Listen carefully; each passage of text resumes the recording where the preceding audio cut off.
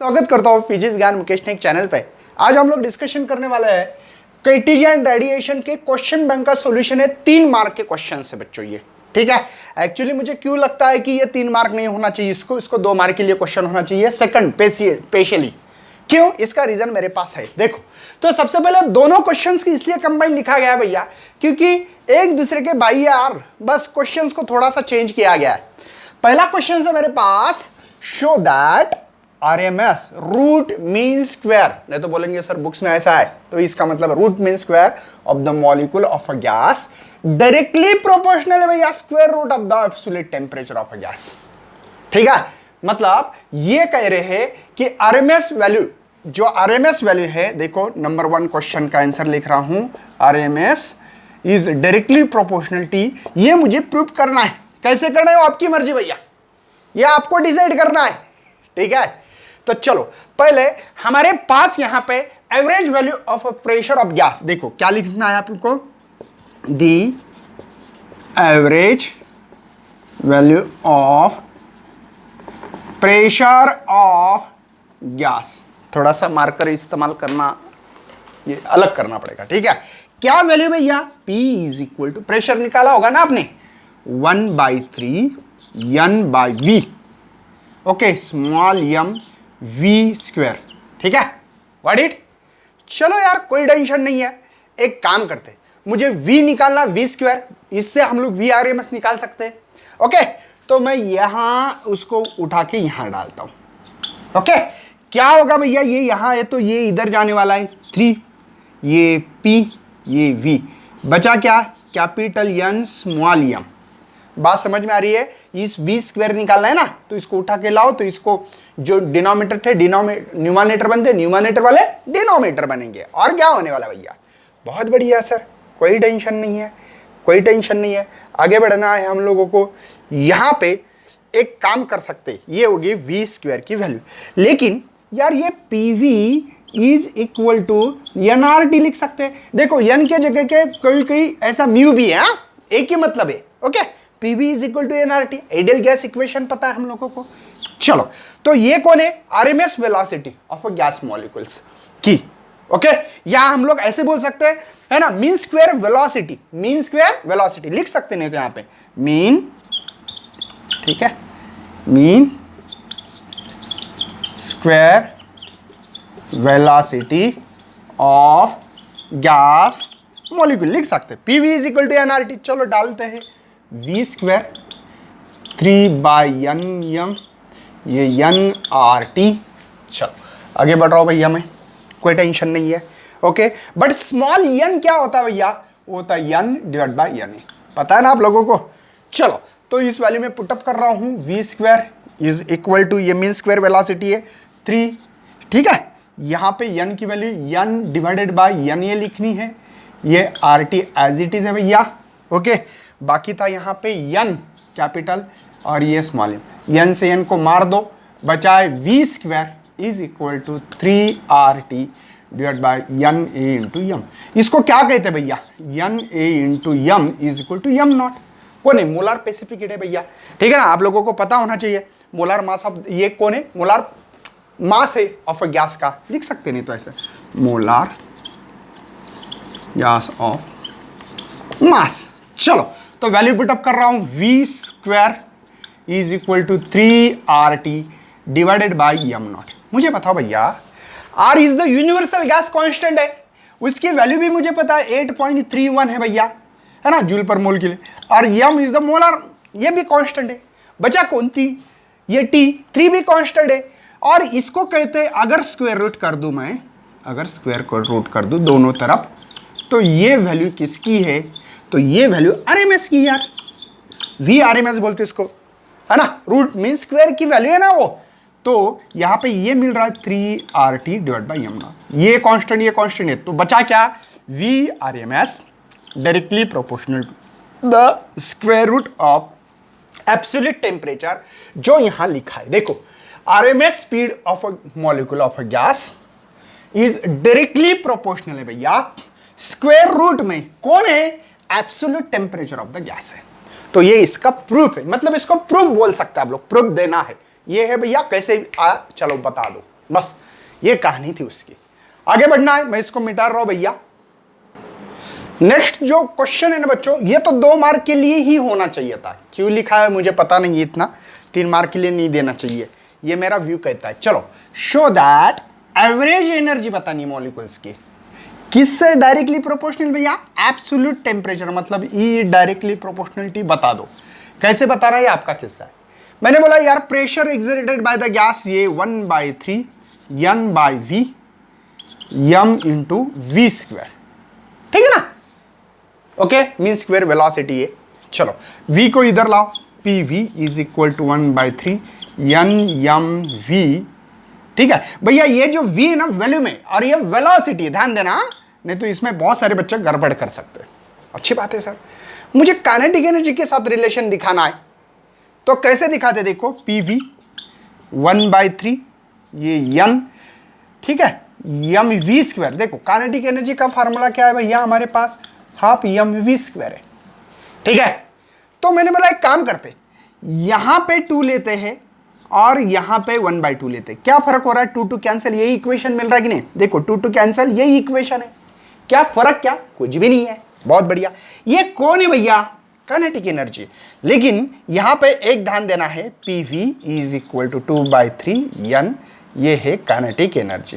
लेकिन एक बात ध्यान देना भैया, ये जो काइनेटिक एनर्जी, ये n into half m v square, इसको e बोलूंगा मैं। अब बोलेंगे सर क्यों? क्योंकि भैया n is the numbers of, है ना, जो गैस मॉलिक्यूल्स होंगे इसके हिसाब से तो e लिख सकता हूं। मतलब pv इज इक्वल टू 2/3, यहां पे n।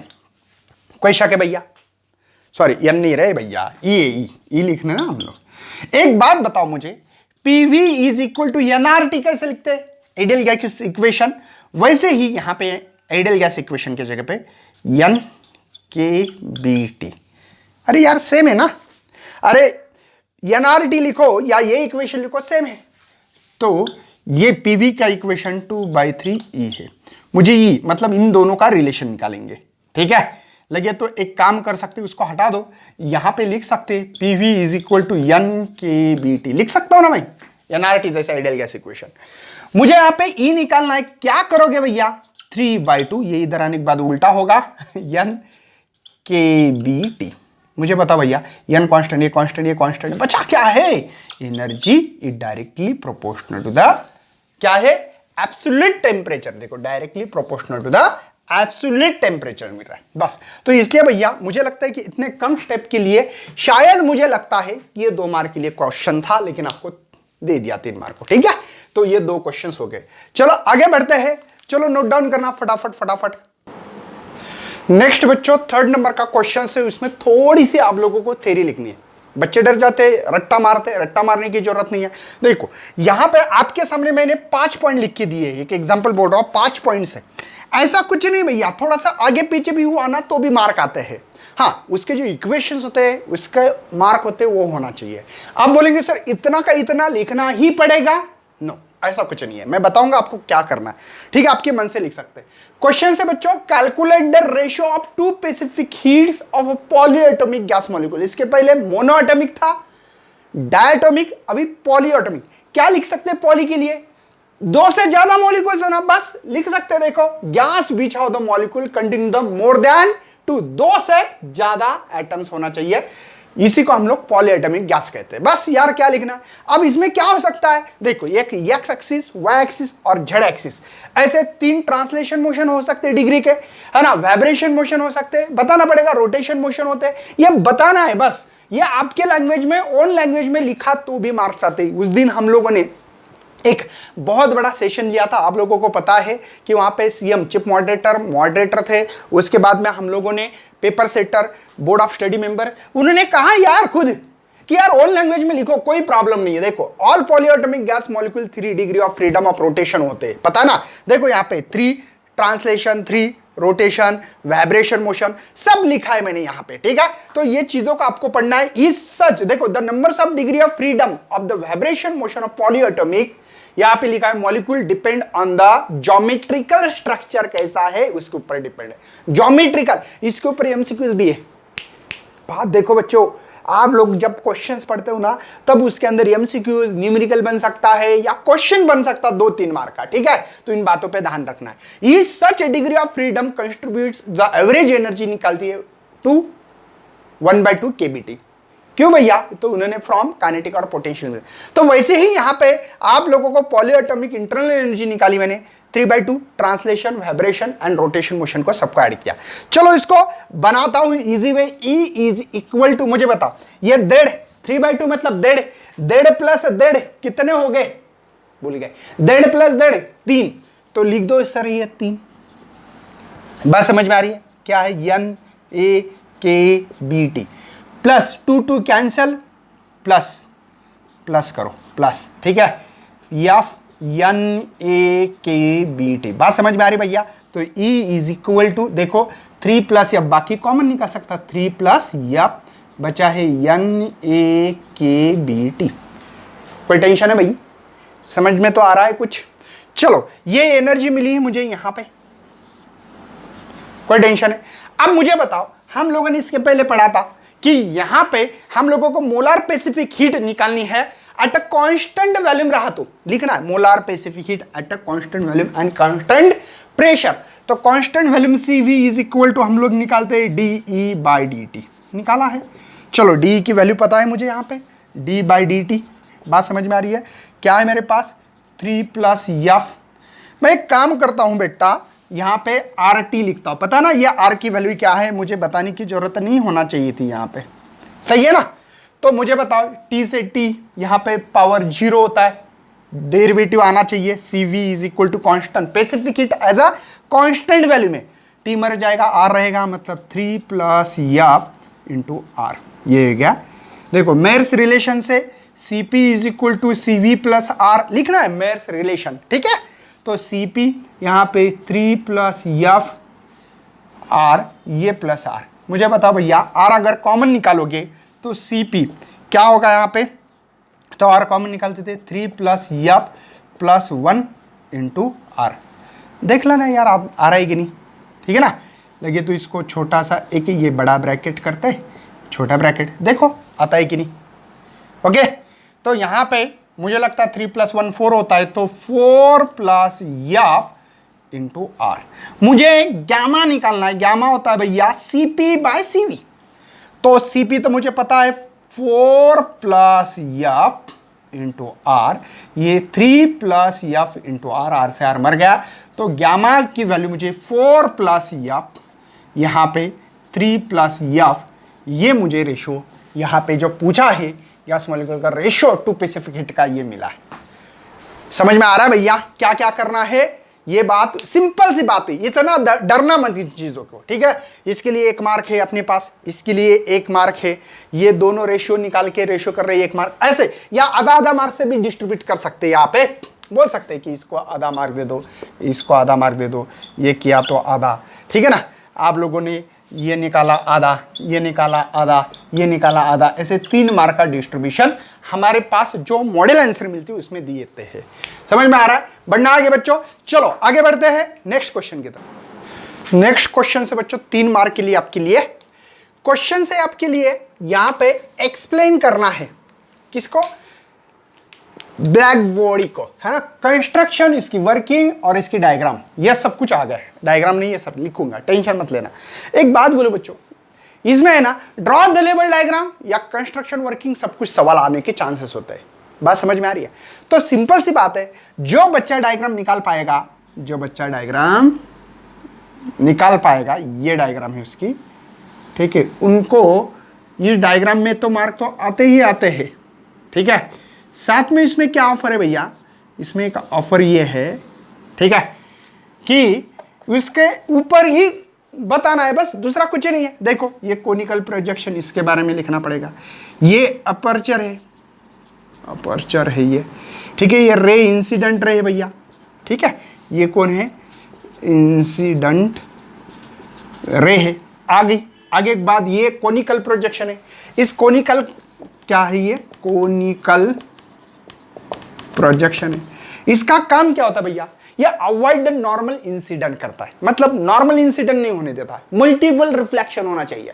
अरे मैं आपको ये बता रहा हूं, ये जो लिखा है ना यहाँ पे, ये लिख के इसलिए दिया, बच्चे बोलते सर आपने तो बता दिया डायग्राम ही, कंस्ट्रक्शन वर्किंग क्या है यही है, बाकी क्या कंस्ट्रक्शन में बताना है, बस एक छोटा सा स्मॉल होल है, टिनी होल है, उसमें से रे पास हो सकती है ना, कोनिकल प्रोजेक्शन है, ये बताना है। वर्किंग मतलब एक्चुअल में क्या हो रहा है बताना उसमें, ठीक है।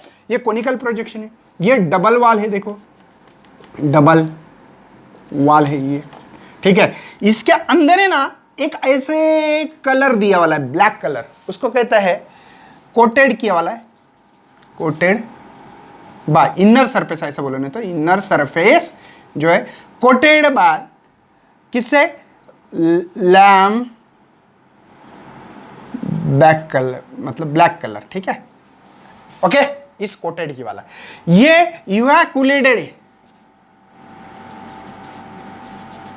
मतलब इसके अंदर कोई पेस नहीं, कुछ नहीं, हवा नहीं, कुछ नहीं, कुछ नहीं, क्योंकि बाहर की हीट अंदर नहीं आना चाहिए, ठीक है, या अंदर इसके बाहर नहीं। तो ये देखो क्या क्या लिखना है, 4 लेबलिंग मिनिमम होना चाहिए थी। इवैक्यूलेटेड, ये डबल वॉल्ड है, ठीक है, कोनिकल प्रोजेक्शन है, इनर सरफेस कोटेड के वाला लैम्प, इसको पॉलिश भी करते बाहर से ताकि हीट अंदर ना जाए, ठीक है, रिफ्लेक्ट हो जाए, बाहर के बाहर रिफ्लेक्ट, बाहर वाला सरफेस, इंसिडेंट रे, अपर्चर है, यही डायग्राम है। अब देखो क्या क्या होने वाला है, सबसे पहले ये गई रे, ये नॉर्मल इंसिडेंट नहीं होने देगा, ये बोलेगा भैया और जा, और गई, और जा, और गई, और जा, है ना, यहां पे और जा, ऐसे कितने भी निकाल सकते हैं यार, आपको जितना लिखा ना चाहिए। मतलब मुझे ये बोलना है पहले, सबसे पहले ये perfectly block body consider double hollow sphere, ये जो स्पीयर है ना ये हलो स्पीयर है, ठीक है, हैविंग द टीनी होल, छोटा सा एक होल है जिसको हम लोग अपर्चर कहते हैं, और इसमें से हीट पास होती है, बात समझ में आ रही है। दूसरा पॉइंट लिखा है मैंने, the pace between the wall, दो वॉल के बीच में इवैक्यूलेटेड है, और अदर सरफेस जो है इनर वाला, जो बाहर वाला सॉरी, वो सिल्वर से हम लोगों ने क्या किया है, उसको कलरिंग की, क्यों, क्योंकि वो रिफ्लेक्ट होकर बाहर जाना चाहिए, जो हीट आएगी उसके ऊपर तो रिफ्लेक्ट होकर बाहर जाती है। तीसरा पॉइंट लिख सकते हैं, जो इनर सरफेस क्या किया मैंने, जो है ना, जो दिवे रहते पता है ना आपको, तो वो दिवे के ऊपर है ना, पहले नहीं के बच्चों, ऐसे काला मटेरियल आता है पाउडर जैसा, उसको है ना, उसको लगा दिया अंदर से, क्यों, क्योंकि इससे क्या होता है, हीट मैक्सिमम ऑब्जर्व होती है ज्यादा से ज्यादा, ठीक है, ये लगा दिया। फिर there is the conical projection, ये कोनिकल प्रोजेक्शन का काम क्या है, नॉर्मल इंसिडेंट नहीं होने देता, ज्यादा से ज्यादा रिफ्लेक्शन होना, एक टाइम पे 98% ये ज्यादा से ज्यादा ये ऑब्जर्व कर लेता है, जितने ज्यादा होगी उतनी हीट ज्यादा ऑब्जर्व होगी, ये इसका काम होता है। नेक्स्ट भैया, हीट रे एंटरिंग जब होती है स्फीयर से, अपर्चर से, तो मल्टीपल रिफ्लेक्शन होना चाहिए, ऑलमोस्ट कंप्लीटली इनसाइड ऑब्जर्व होना चाहिए, जो हीट आ रही है बाहर से कंप्लीटली होना चाहिए, ये उद्देश्य है, ठीक है। द अपर्चर इनसाइड है ना, बिहेव लाइक अ परफेक्टली ब्लैक बॉडी, मतलब ये परफेक्टली ब्लैक बॉडी जैसे काम करता है, बस ये इसके एरिया के ऊपर डिपेंड है, ये लिखना है बस, सिंपल क्वेश्चंस यार, जिनको डायग्राम आती है उनको ये क्वेश्चंस मन से लिखना है, कोई रट्टा नहीं मारना है, कुछ नहीं है, बताना है हर चीज के लिए। इंसिडेंट रे, इसके बारे में बताओ, कोनिकल प्रोजेक्शन का काम क्या है, ये नॉर्मल इंसिडेंट होने नहीं देता भैया, इसका काम inner coated by black lamp क्यों किया है, क्योंकि ये ज्यादा से ज्यादा हीट यहाँ पे ऑब्जर्व होनी चाहिए। कोनिकल प्रोजेक्शन हो गया, डबल वॉल क्यों काम है, बाहर का सरफेस का काम क्या है, इनर का क्या काम है, बताना, इवैक्यूलेटेड क्यों रखा है, क्योंकि ये हीट पास ना होना चाहिए। तो ये आपके मन से भी लिख सकते, आपको कोई नहीं रोक सकता इसमें, ठीक है, कॉन्सेप्ट क्लियर होना चाहिए बस। तो चलो अगले क्वेश्चंस पे बढ़ते हैं। नेक्स्ट न्यूमेरिकल है हमारे पास, compare the rate of emission निकालना of black body, maintain temperature कितना दिया वाला है, 627 डिग्री एंड 127 डिग्री है। If the black body surrounding by enclosure at 27, मतलब हमारा जो पहला टेम्परेचर है वो टी नॉट बोलेंगे उसको, 27 डिग्री। आपको पता है ना 27, इसमें ऐड कितना करना है, 273, क्यों भैया, केल्विन में करना है ना हम लोगों को, तो कितने हो गए, 300 केल्विन, ठीक है। उसके बाद में भैया मुझे रेशो निकालना है, ध्यान देना है, रेशो निकालना है लॉस ऑफ हीट का, ठीक है, rate of loss of heat. चलो तो उसके बाद में पहले जो टेम्परेचर दिया T1 बोलूंगा मैं इसको 627 डिग्री, 627 प्लस 273 कितने हो गए, 800, 900 है ना, 900 केल्विन हो गया भैया। उसके बाद में T2 है 127 केल्विन, 127 प्लस 273 ये हो गए 300 400। बात सही है ना भैया, आता है ना सिंपल सिंपल कैलकुलेशन। मुझे क्या करना है, D Q by D T, यही तो है ना, यही है आपके पास। तो यहां पे E sigma A T raise to 4 minus basic जो पहला सराउंडिंग का है वो माइनस करना पड़ेगा। एक काम करते, इसको है ना डी क्यू 1 बोलेंगे और इसी को रेट है तो आर बोलते, बस पता है ना आपको, इसको R1 बोलो यार, फिर इसको ये बोलो, ये तो कांस्टेंट है, इसको R2 कहेंगे दूसरे वाले को, तो ये D Q by D T इसको सेकंड कहेंगे, ई सिग्मा ये तो कांस्टेंट है, T raise to 4 T 0 raise to 4। अच्छी बात है, मतलब मुझे निकालना क्या, R1 बाय R2। R1 मतलब क्या है, ये तो कांस्टेंट है ना, बचा कौन है, T1 minus T0 race to 4 है, रेस टू 4 है, याद रखना दुआ में, ये T2 race to 4 T0 race to 4। बात समझ में आ रही है। तो R1 बाय R2, T1 की वैल्यू 900 है। मैं एक काम कर रहा हूं भैया, हर चीज को 3 इंटू 10 रेस टू 2 करूंगा, इसको भी 9 इंटू 10 रेस टू 2 करूंगा, इसको भी 4 इंटू 10 रेस टू, ईजी जाएगा, बाकी कुछ नहीं, मतलब कुछ नहीं भैया, सिंपल तरीका हो जाएगा। तो मैंने बोला एक काम करते हैं यार, T1 की वैल्यू मैं रख सकता हूं 9 इंटू 10 रेस टू 2 का रेस टू 4 माइनस इसकी वैल्यू है 3 इंटू 10 रेस टू 2 का रेस टू 4 डिवाइडेड बाय ये भैया T2 कितना है भैया, 4 into 10 raise to 2, 4 into 10 raise to 2 का पावर 4, 3 इंटू ये तो सेम है, ठीक है ना, रेस टू। चलो आगे बढ़ रहा हूं, सिंपल है अभी, R1 बाय R2, ठीक है।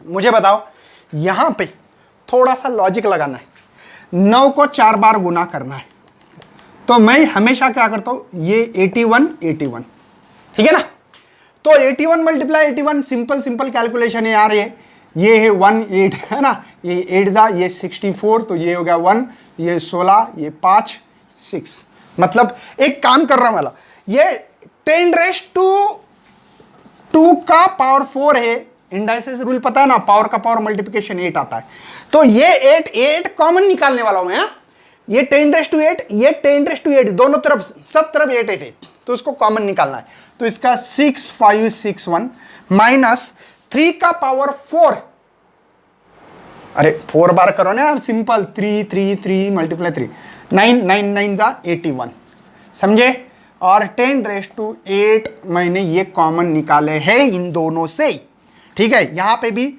256 आता है ना, 4 4 4 4 मल्टीप्लाई करो 4 टाइम, तो 256, यहां पे तो 81 पता ही है, ठीक है, 10 रेस टू 8 ये मर जाएगा भैया, तो R1 बाय R2, ठीक है, 81 मतलब 1 में से 1 गया 0 आता है ना भैया, 81 माइनस करना है ना, सिंपल सी बात है, ये 0, 16 से ये 8, ये 4, ये हाँ, चलो 6480, ठीक है, ये 256 में से 81 गए, तो ये 5, ये हो गए 15 7 175, ठीक है। जिन लोगों को अगर ये कैलकुलेशन ना आते तो सिंपल सी बात है, आपके हाथ में एक लॉक टेबल उठाना है, जो बोर्ड देगा आपको एचएससी बोर्ड, तो एचएससी बोर्ड के हिसाब से हम लोग लॉक टेबल के हिसाब से यहाँ पे कैलकुलेशन करने जा रहे हैं भैया, ठीक है।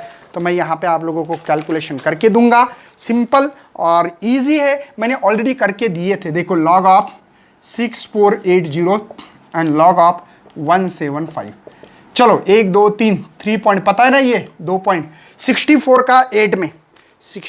का 8 में मैंने देखा, तो मुझे यहाँ पे 8116, देखो 8116, 17 का 5 में, ठीक है, 24 30 है ना, सब्ट्रैक्शन करेंगे, ये 16, ये 11 में से 3 गए 8, ठीक है, यहाँ पे 10 से 4 गए 6, करेक्ट है, यहाँ पे 7 हो गए, तो ये 5, और ये सब्ट्रैक्शन है ना भैया, ये 1।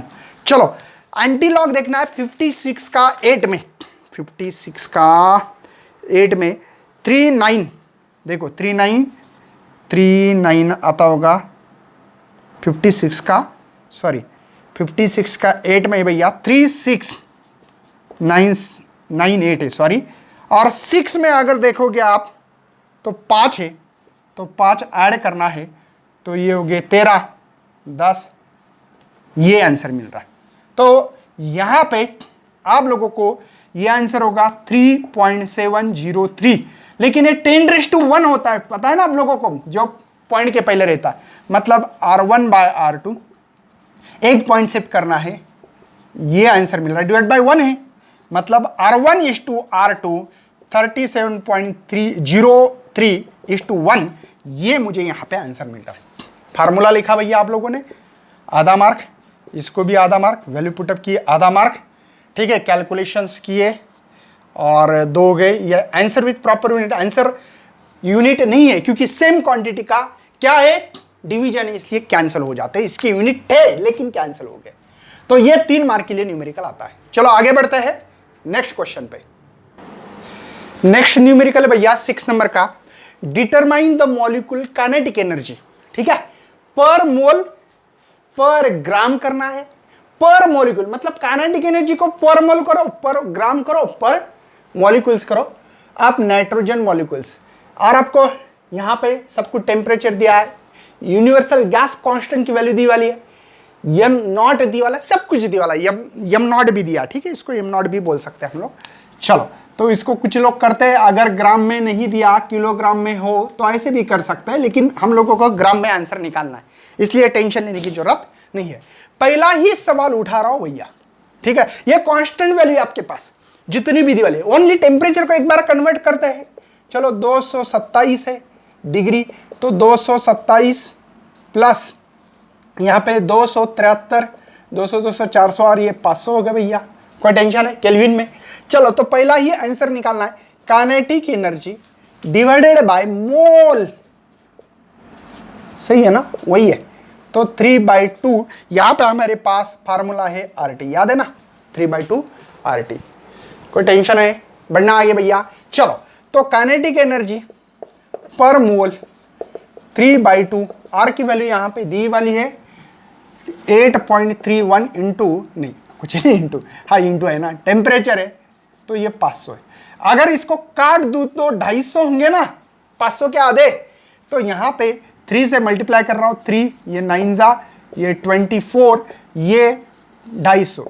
आपको एक ही स्टेप में करना है तो कर सकते हैं, ये होगा ये, सर कैसे, एक पॉइंट शिफ्ट किया, बाकी कुछ नहीं, ठीक है। तो काइनेटिक एनर्जी पर मोल जो है, देखो 25 3 जा 75, सही है ना भैया, 7, ये 225, 225 और ये 7, कितने, 12 बराबर है, तो ये 2, 23 कैरी, 25 4 जा 100, 100 और 123, 123 मतलब 12 आगे कैरी है ना, 25 दूना 50, 62 और एक छोड़ के पॉइंट है यहाँ पे।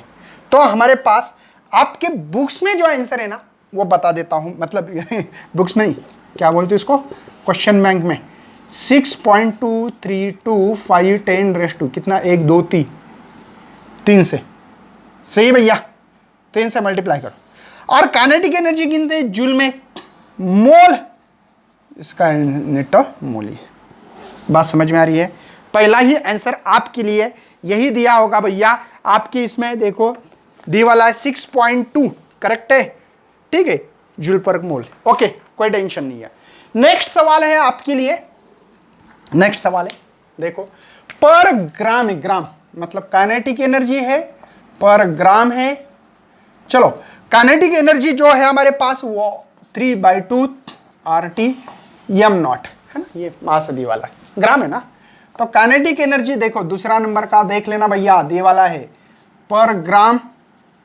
देखो मुझे क्या लगता है 3/2 RT की वैल्यू ये मिली है ना, देखो 3/2 RT की ये वैल्यू है, मुझे लगता है डायरेक्ट पुटअप करेंगे m नॉट की वैल्यू रखना चाहिए, तो भी डाल रहा हूं। देखो 6, देखो इसकी वैल्यू दी वाली 8.31, इसकी है 500 डिवाइडेड बाय m नॉट है मेरे पास 28, ग्राम में है तो ग्राम में रहने दो, आपको केजी भी करने की जरूरत नहीं अभी, नहीं तो बोलेंगे सर ये क्यों किया आपने, ग्राम है।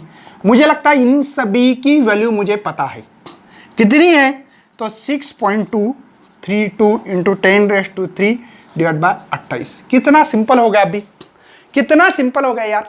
सिंपल से एक बात करना है, लॉग टेबल से भी निकाल सकते हैं आप लोग, log of 6.232 and log of 28, मुझे लगता है यहाँ पे 0 पॉइंट होना चाहिए और यहाँ पे ठीक है 1 पॉइंट होना चाहिए। 62 का लॉग टेबल, देखो गलती से एंटी लॉग देखा जाता है, मेरे से भी ऐसी गलती हो सकती है, मैं नहीं बोल रहा हूं ऐसा। 62 का 3 और 2 में 62 का मुझे 3 में देखना है, तो वो मिला है 7945 और 2 का एडिशन कर रहा हूं 1, तो 7946 होता है, 7946। 28 का 0 में, 28 का 0 में 4472, देखो 4472। अब इसका सब्ट्रैक्शन क्यों है भैया? डिवीजन इसलिए। चलो करो, यहां पे 4, 14 में से 7 गए, 7 बाकी रहेंगे, यहां पे 8, 8 में से 4 गए 4, यहां पे 7, ये 3, ये बार 1। चलो इसका एंटीलॉग देखना है आप लोगों को, ठीक है। एंटीलॉग क्या मिल रहा है इसका, तो इसका जो एंटीलॉग होगा 34 का 74 में, 34 का 0.34 का 3434, ओके। इसका देखना है 7 में भैया, तो 7 में मुझे मिल रहा है 2223 और मेन डिफरेंस 4 में यहां पे जो मिल रहा है 2 है, तो 2225 हो रहा है, 2225, एक छोड़ के पॉइंट, ठीक है। ये पावर होता है 10⁻⁻1, ये ऑलरेडी 3 है, बात समझ में आ रही भैया, तो 2.225 10⁻² होगा। और काइनेटिक एनर्जी गिनते हैं भैया जूल में, और ग्राम है तो इसको ग्राम ही रखते हैं, ठीक है। तो काइनेटिक एनर्जी पर यूनिट है ना ग्राम, ये आंसर मिल रहा है। आपके जो इसमें दे वाला है तो थोड़ा सा अलग है, अलग मतलब कैसे दे वाला, आप बोलेंगे सर देखो इसी को शिफ्ट किया, मतलब ये काइनेटिक एनर्जी पर ग्राम को उन्होंने लिखा है 0.2225 10⁻3, एक ही मतलब है जूल पर ग्राम। बात समझ में आ रही है। थर्ड जो आंसर लिखना है मुझे, वो कह रहा है पर मॉलिक्यूल्स लिखना है। पर क्या करना है? मॉलिक्यूल्स, मतलब काइनेटिक एनर्जी पर मॉलिक्यूल्स, मतलब 3/2 यहां पे RT बाय यानी पर मॉलिक्यूल मतलब यानी, ठीक है। तो बस सेम है ना, तो इसके लिए 3/2 R की वैल्यू 8.31 और ये 500 यानी की वैल्यू हम लोगों को यहाँ पे मैंने ये नहीं लिखना था ना, क्या लिखा भैया मैंने, ओके।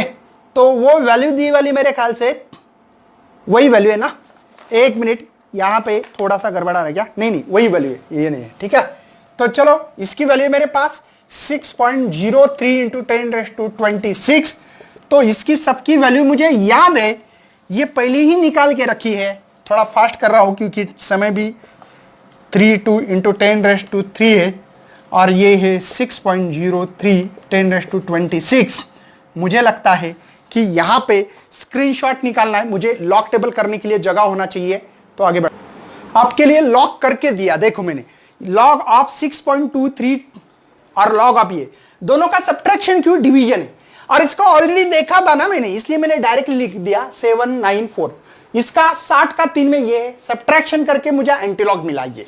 मतलब भैया मैं ये बताना चाहता हूं कि एक छोड़ के पॉइंट देते जो एंटीलॉग आता है ना, ये 10⁻3 है, ये 10⁻16 होगा, तो 1.034 इंटू 10⁻23 होंगे, ये काइनेटिक एनर्जी पर मॉलिक्यूल्स। बात समझ में आ रही है, सिंपल फंडा था, ज्यादा कुछ ये करने की जरूरत नहीं है, ठीक है। तो ये आपके लिए नेक्स्ट न्यूमेरिकल की तरफ हम लोग बढ़ने वाले 7 नंबर पे वाले बच्चों, 3 मार्क का, बाद में 4 मार्क के क्वेश्चंस आने वाले। क्वेश्चंस कहता है कि वेलोसिटी है 3 मॉलिक्यूल्स है हमारे पास, एक की है 2 किलोमीटर पर सेकंड, देखो इसको ऐसे भी लिख सकते हैं किलोमीटर सेकंड इनवर्स, मतलब किलोमीटर पर सेकंड पढ़ सकते हैं आप लोग। 4 किलोमीटर है, 6 किलोमीटर पर सेकंड है। फाइंड करना है भैया मीन स्क्वायर वेलोसिटी पहले, बाद में RMS velocity, root mean square velocity. तो सबसे पहले आंसर लिखते समय v1 की वैल्यू लिखना पड़ेगी मुझे, 2 किलोमीटर पर सेकंड है, तो सभी किलोमीटर में तो रहने दो, क्यों इसको मीटर पर सेकंड करते हो, ठीक है। नेक्स्ट है 4 किलोमीटर पर second, and then third one है भैया 6 किलोमीटर पर सेकंड। सबसे पहले v RMS है ना, रूट नहीं मीन स्क्वायर वेलोसिटी निकालनी है, ठीक है, रूट मीन स्क्वायर वेलोसिटी। तो v1 है ना, मतलब एवरेज, v1 का स्क्वायर, v2 का स्क्वायर V3 का कितने मॉलिक्यूल्स है डिवाइडेड बाय उतना लिखना है भैया, ज्यादा लिखने की यहाँ पे जरूरत नहीं है हम लोगों को, ठीक है। इसके ऊपर ये एवरेज निकालने के लिए ना ये माइनस नहीं है भैया, ठीक है, यहां लिखता हूं, लोगों को लगता है माइनस नहीं, एवरेज निकालने का सिंबल है। तो V स्क्वायर एवरेज, V1 की वैल्यू मेरे पास 2 का स्क्वायर, 4 का स्क्वायर और 6 का स्क्वायर डिवाइड बाय 3। तो V यहाँ पे ये 4, ये 16, ये 36 डिवाइड बाय 3, ये हो गया 20, 56 ना डिवाइड बाय 3। चलो करना है यहाँ पे, तो 3 1 जा यहाँ पे 26, कितने हो गए 3 8 जा 24, 2 बाकी है, 3 6 जा 18 यही आएगा। तो यहाँ पे मीटर स्क्वायर पर सेकंड स्क्वायर, क्यों यूनिट तो मीटर किलोमीटर है ना भैया, किलोमीटर होगा क्योंकि यहाँ पे यूनिट आपके बुक्स के हिसाब से यही होना चाहिए ना। तो ये मुझे मिला है, ये मीन स्क्वायर वेलोसिटी मिली। अब क्या करना है, अब नेक्स्ट सवाल है, देखो ये सवाल है ना, मुझे लगता है 3 मार्क के लिए करेक्ट है, इसके लिए आधा मार्क होता है, वैल्यू पुट किया आधा, आंसर विद प्रॉपर यूनिट आधा मार्क। अब देखो अब है मेरे पार्ट यहां पे उसी को स्क्वायर करना बोलते हैं, VRMS भी बोलूं मैं डायरेक्टली, आपके बुक्स में जैसे दिया वैसे लिख सकते हैं, VRMS बोलो, क्योंकि मैं क्या करता था हमेशा V स्क्वायर इसको VRMS लिखता था ऐसे। तो यहां पे मैं डायरेक्टली VRMS लिखता हूं और बस उसको स्क्वायर रूट करता हूं भैया, कुछ नहीं, बोथ द साइड स्क्वेयरिंग किया मैंने, बाकी कुछ नहीं किया इसको, देखो तो इसी को तो VRMS कहते हैं, तो लिख दो इसको। अरे यहां पे एक्चुअली ये नहीं है, मैंने करवा के दिखा रहा था, नहीं तो बोलेंगे सर।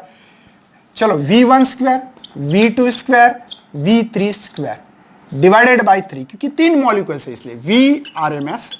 चलो V1 क्या है भैया, V1 की वैल्यू है 2, 2 का स्क्वायर है ना, 4 का स्क्वायर, यहाँ पे 6 का स्क्वायर डिवाइड बाय 3। VRMS यहाँ पे इसका होगा कितना बता दो, नहीं तो डायरेक्ट भी लिखा तो भी चलेगा, 4 16 ये हो गए 36 डिवाइड बाय 2, मतलब इसको 56 डिवाइड बाय 2। इसका भी मुझे आंसर पता है ना यार, मतलब इसमें बहुत सिंपल वे है कि ये डायरेक्टली यहाँ पे ये है। अब इसका करे क्या सर, इसका देखने का हमारे पास जो लॉग टेबल होता है, इसी लॉग टेबल में भैया आपके पास अगर एकदम बैक साइड में जाओगे तो स्क्वायर के बाद में स्क्वायर रूट होता है 1 से 1 से 10 और 10 से 1900 तक होता है, ठीक है। तो यहां पे डायरेक्टली 18.66 में देखना पड़ेगा हम लोगों को, तो लिख सकते हैं 18.6, देखो 18 ये इसका देखना है 6 में मुझे मिल रहा है भैया यहाँ पे 4.313 और 6 में मेन डिफरेंस जो है भैया वो है 7, ठीक है। 4.3 देखो 4.313 और एक 6 मतलब ये 19 डायरेक्टली लिख दूं तो ये होगा हमारा मीटर प्रति सेकंड, किलोमीटर पर सेकंड, ठीक है। किलोमीटर दिया है तो आपके क्वेश्चन बैंक में उसका जो जवाब है मैं वही बताने जा रहा हूं आप लोगों को, जो दिया है उस हिसाब से। तो उन्होंने यहां पे 4.319 बराबर है बच्चों, सेम है, सेम, कोई टेंशन नहीं, किलोमीटर पर सेकंड। तो ये आप लोगों को VRMS 4.319 किलोमीटर पर सेकंड ये लिख सकते हैं। तो इसके लिए आधा मार्क, वैल्यू पुट किया आधा mark, answer with proper unit आधा, ये डेढ़ हो गए 3 मार्क। तो ये हो गया बच्चों आपका लेक्चर खत्म। इसके बाद में 4 मार्क के सवाल आपके सामने मैं प्रेजेंट करूंगा। लगाते रहना भैया, शेयर करना, ज्यादा से ज्यादा लाइक करना, नहीं है तो चैनल को यार सब्सक्राइब भी करना। चलो thank you and best of for your study.